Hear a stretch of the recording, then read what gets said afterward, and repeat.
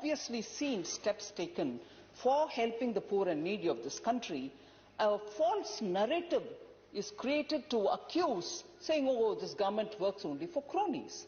I just want to come up with some details before I get into some of the details in the budget to say, houses completed under PM Awas Yojana, sir, more than 1.67 crore houses have been completed. Is that for the rich? Households which have been electrified under Saubhagya since 2017 October is more than 2.67 crores. Is that for the rich? Total value of orders placed on government e-marketplace is 8,22,077 crore, which is more than 8 trillion of rupees. Are they being given to big companies? They are being given to MSMEs. So we have helped out small and medium companies to ensure themselves getting a market. Is that for the rich and the big capitalists? Length of the road sanctioned under Pradhan Mantri Gram Sadak Yojana is, and that is strictly between 2014-15 and those years, 2,11,192 kilometers. Those roads go to villages. Are they villages only for the rich, or are they villages where people who belong to the lower sections of the society also live? Are they villages where Garib don't live? So, whose lifeline are these roads? So, unthinkingly just keep throwing allegations saying, oh, this is for crony capitalists, this government is working only for the rich. Please answer these questions. Total verified applications on National Scholarship Portal, more than 9 crore people, and all of whom are getting fellowships.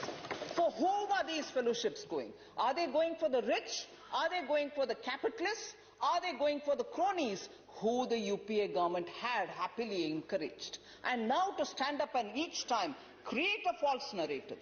Before I get into the details of the budget, I want these questions to be kept in mind much before false narratives are thrown at us.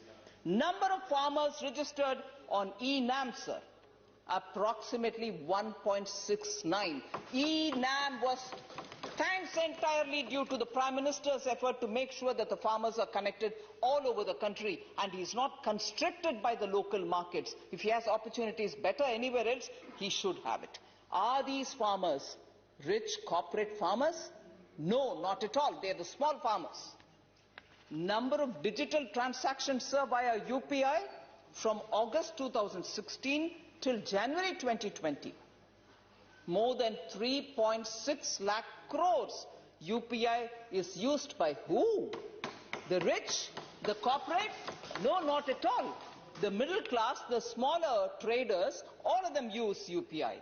So who are these people then? Is this government creating UPI, facilitating digital transactions to benefit some rich cronies, some Damaads? Not at all. It is helping only the poor. Number of farmers registered, sir, under PM Fasal Bima Yojana, almost 9 crore farmers. Farmers who benefit out of Fasal Bima Yojana are not large corporate farmers.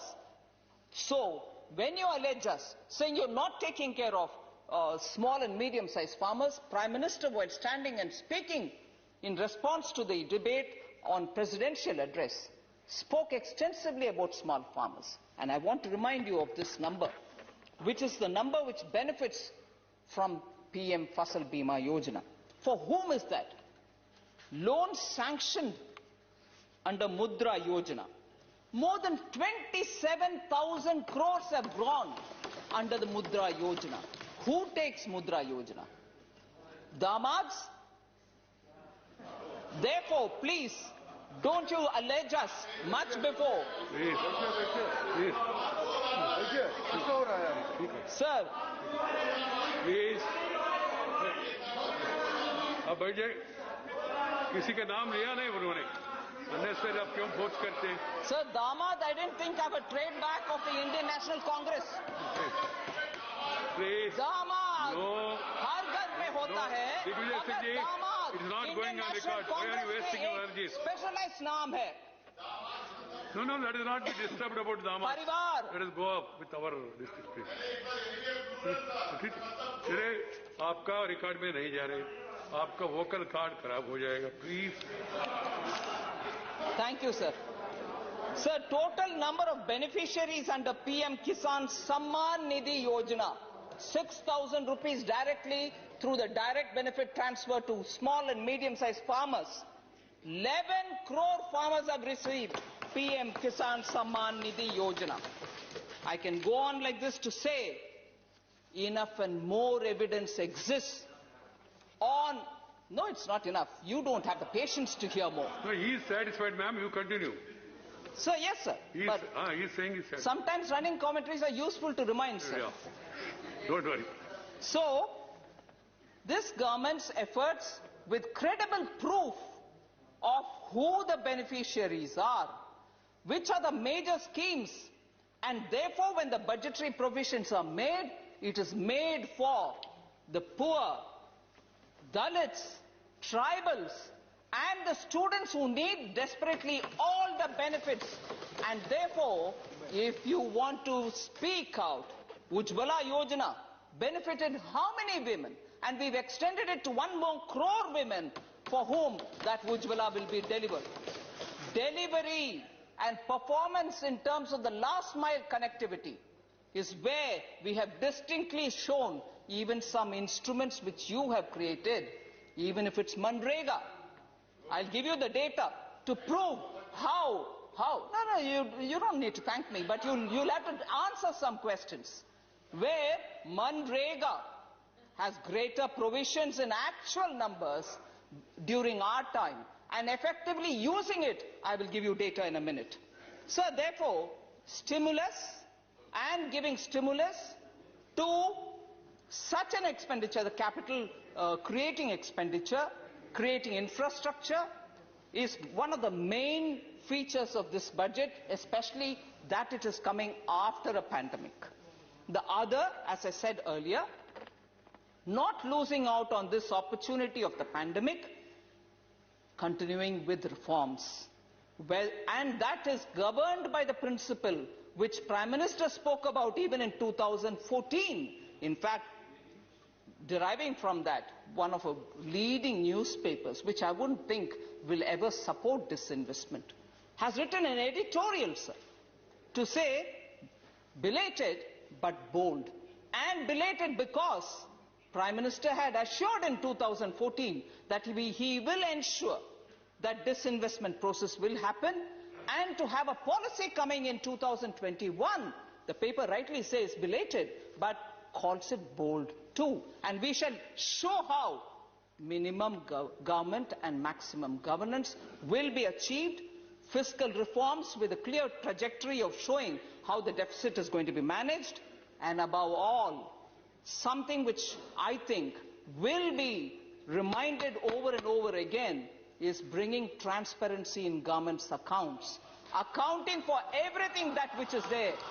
Unlike, and I shall pick it up from the speech of the former finance minister, figures are suspect in this budget.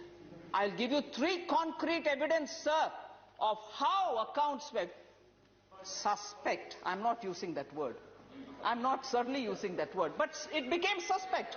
With the benefit of hindsight, I can give you clear proof of how data became suspect in times which were not under the leadership of Prime Minister Modi. We have brought everything on to the budgetary accounting mechanism. What you get as budget is what is there in it, no pushing things under the carpet. So these are essentially the features, sir, I want to highlight in this budget, and many members have duly recognized it. I'm very grateful that members have recognized that the budget has come out boldly on many things, clearly stated openly what the government's position is, and therefore admittedly the fiscal deficit number is what it is. And we have not even hurried to say, okay, tomorrow, next year we will quickly get the deficit number to be something which all of us will like to see. Not at all. We are going to be careful about how we are going to come down that path without affecting or creating any hurdle in these growth